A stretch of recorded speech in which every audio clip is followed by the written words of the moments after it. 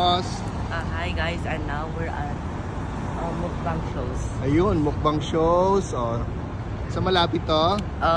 We're near this is the Metro sa City Center Dera.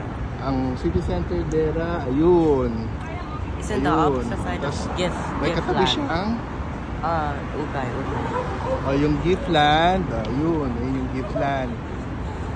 Oh, yun. So, maganda It's to. mostly Korean food and seafood. O, pasok ka. So, ito na yung entrance.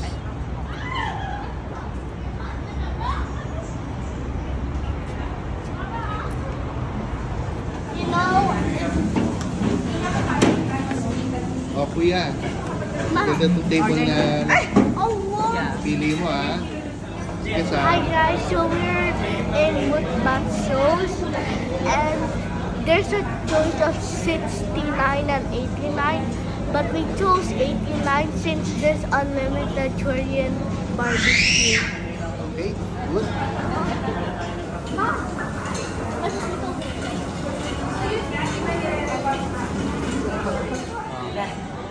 Oh, ito ha. Uy, prinsipe.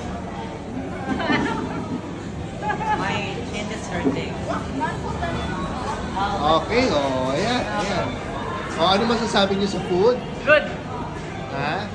So Oh. Ikaw, Sam, ano masasabi mo sa food? Incredible. Ako, baka mahulog. Sam.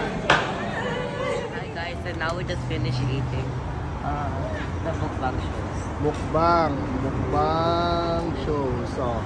So what I ate was first shrimp, then I drank 2 bowls of soup. It was good, and then I ate 2 plates of fried chicken.